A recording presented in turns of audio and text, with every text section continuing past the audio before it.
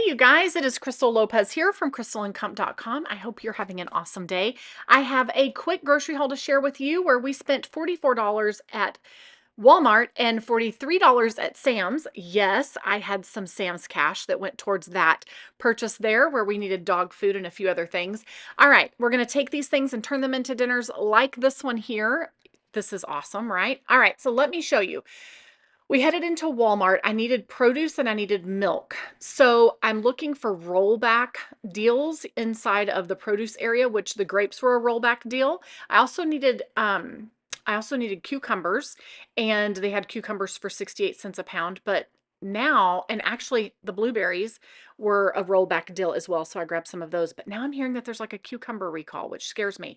I want you to be careful of seeing things like this that say save 25 cents per pound or 20 cents per pound and you think it's a good deal. If you are watching the sales and buying things when they're on sale, you would know that $3.94 a pound is a terrible price for center cut pork chops. So don't buy those. Buy them on sale. I did go ahead and grab some of these Martha White muffin packs. I just grabbed 4 of them. They're inexpensive. All you have to do is add milk to them, and they make great additions to your breakfast. They're not your whole breakfast. They're an addition to. And of course, we needed milk as well. I hit the bakery sale rack, which is so exciting. Here are the things that we found there. I wanted to see if there was anything that I could snag, and I ended up bringing home both of these packages of Cheesecake Factory brown bread, and my teenagers were so thrilled. They wanted to know when we would be eating them, but since they expired that day and I knew that I already had my my meal planned out for that night's dinner, I went ahead and froze these so that they would be okay for the next night's dinner because I didn't want any molding or anything like that to happen just in case. These flour tortillas are always a steal of a deal, and I'm actually going to show you something in a minute really interesting about that price that's on there.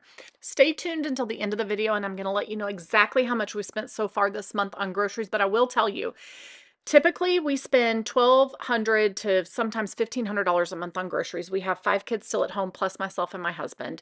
And because of things in my industry and things in this economy, egg prices are holding steady, by the way.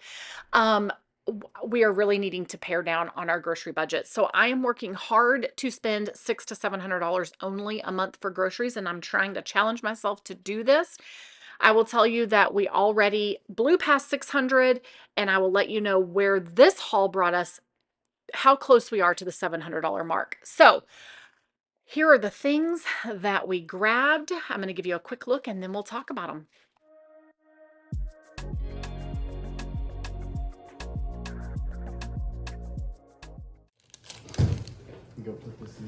$44 and 46 cents. And let me tell you real quickly what all we got. I got 2 gallons of milk, which before I left, I was checking prices because HEB just had a new flyer that hit today, and they were the cheapest place to get milk. Now it's back to Walmart, which it's just so crazy to me. Egg prices have held steady at that $16 price, so I checked on that today as well. It's just so crazy to me how much fluctuation there is in pricing.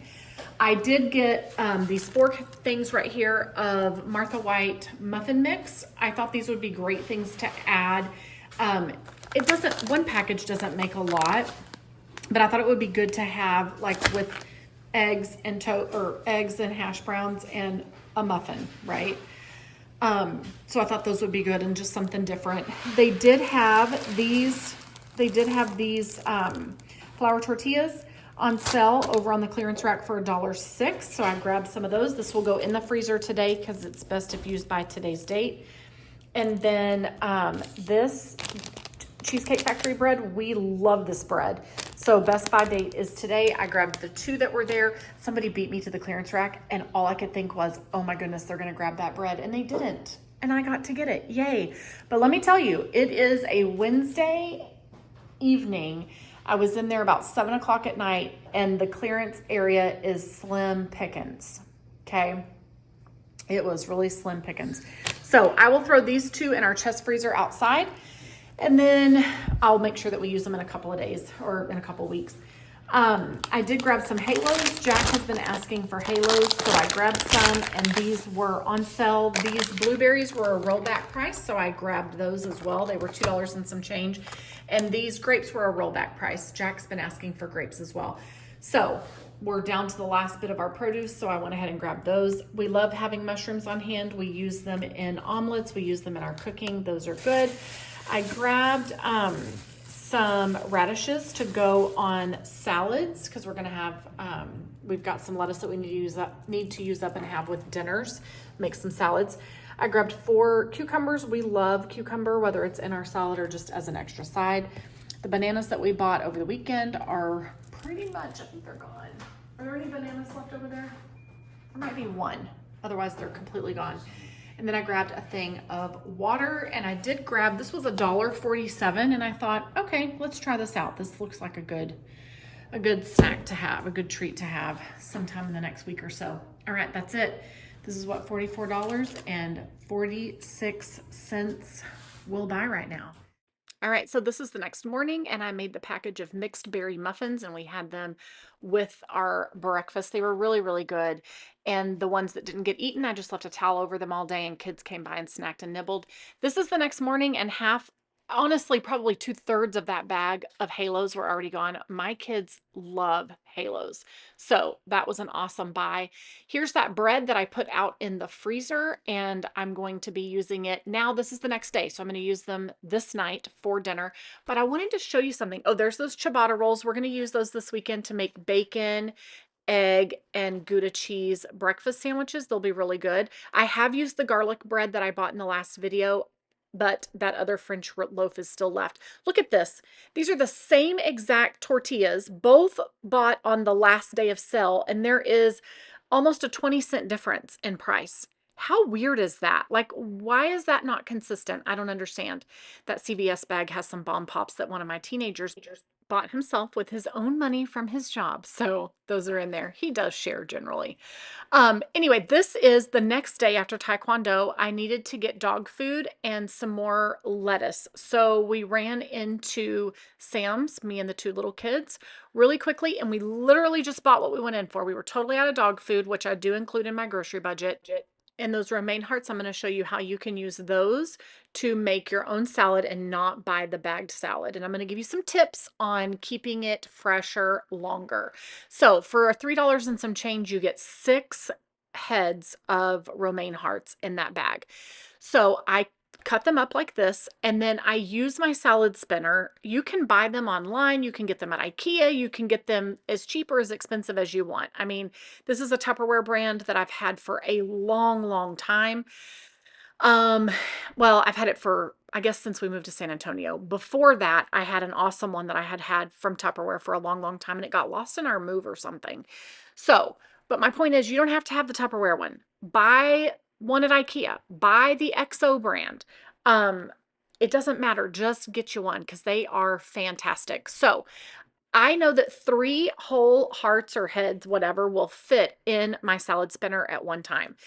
And if you can wash it, you need to wash it because you want it to be clean, right? But also you want to make sure that you get all the water out. That is one of the keys to keeping it clean, or to keeping it fresh and from going soggy and from getting all weird and creepy in the fridge, is to get every bit of the water off of it. And I mean, like, my mom used to use a paper towel and wipe the salad leaves clean. I don't have time to do that. I don't want to do that. The salad spinner will do that for me. And it really is the key factor in keeping this lettuce fresh. So once I get all of the water out of here, I put the lid on it for storage, which is a different lid. I switch it out. But I keep it in the colander inside the bowl so that air can flow underneath it and it's not just sitting up against the container. All right, so let's serve dinner.